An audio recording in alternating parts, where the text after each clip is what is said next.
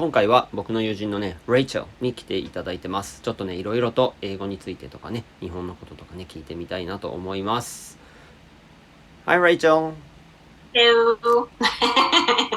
Yeah, thanks for coming on the show. Of course. Rachael, can you introduce yourself a little bit? Yeah. I'm English, okay?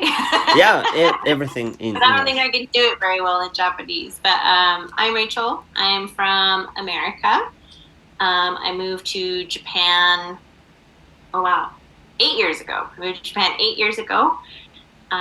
Came here to study abroad to learn Japanese. And then I stayed because I married my now husband, who is Japanese. Yeah, who is a good friend of mine. Yes. So you came here to study Japanese? I did. I was a Japanese major in college, and I was in my third year of learning Japanese when I came to Japan. And my Japanese did not get any better. I mean, my listening has gotten better. My speaking, not so much. Do you teach English from time to time? From time to time. When I first moved to Japan for the study abroad, I taught at a eikaiwa and taught little kids from like 3 years old all the way to 60 years old. So I did teach a little bit, and then I do private tutoring now and then with like my nephew or his friends whenever they need help. So Rachel, what made you interested in learning Japanese in the first place?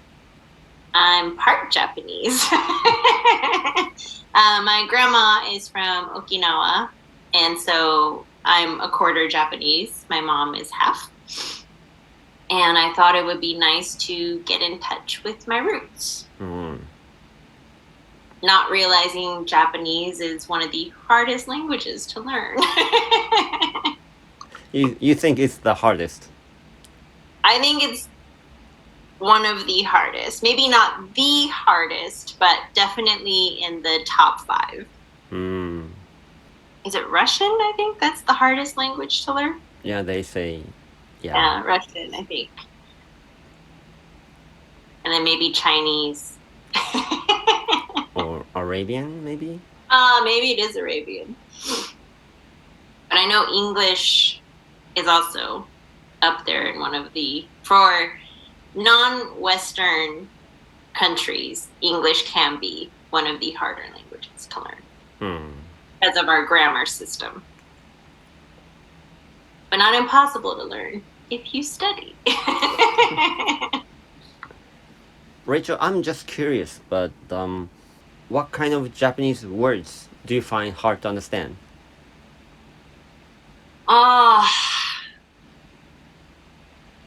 I think responding to people is very hard. So, for example, we had a new neighbor move in. And in America, I would say, like, welcome to the neighborhood. So I said in Japanese, like, yokoso, which I don't think was the proper thing to say, but I was like, I'm trying to get the feeling across. But I think responding properly is the hardest thing for me.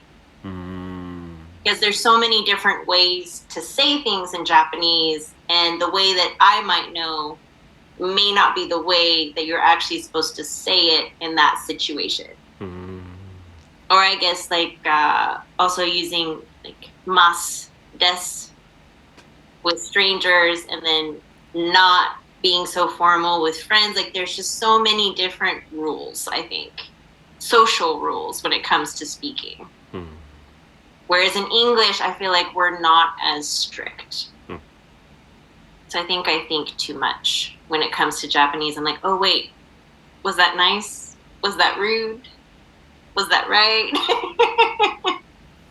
Yeah, maybe a lot of Japanese people worry about that when they speak in English.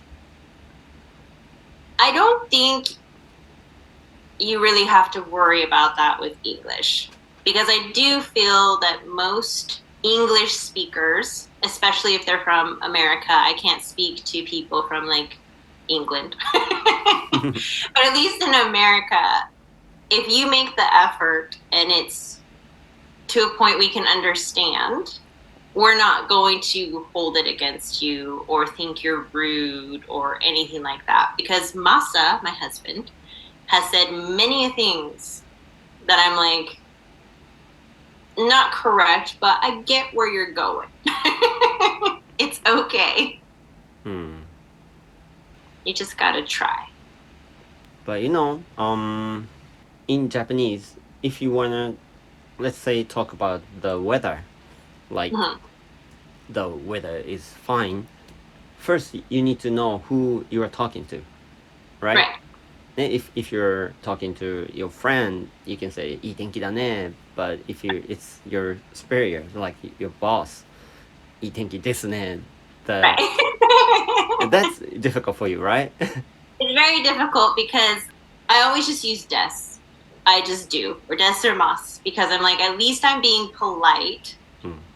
But then my husband told me like that could be seen by somebody who thinks they're more familiar with me as like a wall, like I'm pushing them into a different category, like not friends. And I was like, it's just too much to think about. Or saying like maru maru's son. Like I had a friend, but I just always called her like son because I was like, like just what I'm used to. And she was like, don't say that anymore because we're friends. And I was like, oh, okay, I'm sorry. Like I just got used to saying your name with son at the end. There's just a lot of rules, like things you wouldn't think are important, but they are really important to how like Japanese culture and society works. English is not that way. We're a lot more casual. Yeah. Many Japanese people think it's hard to, live. 生きづらい kind of thing. But I kind of think, they would feel easy to live when they speak in English.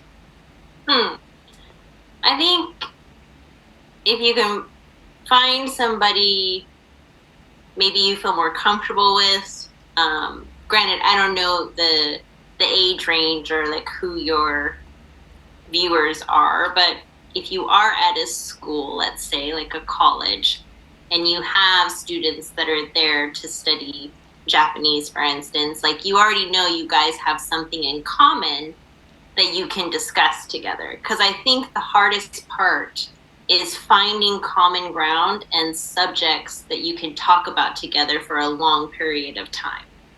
Most students I've had, I ask questions, but there's nobody reciprocating back. So like I'll try to get them to talk, but it's a very one-sided conversation. And I'm like, you have to ask questions back because people want to feel like you're interested in them. So it has to be like give and take when it comes to a conversation. No matter what language, English, Japanese, whatever, like there has to be give and take. So just find something you have in common. Maybe it's pets, maybe it's a TV show, why they want to learn English. You never know. Like there could be something that you guys have in common. But I promise you, most English speakers are very friendly and they're not going to judge you if your English isn't perfect. Now that's an important message. You just got to get out of your shell, not be so shy.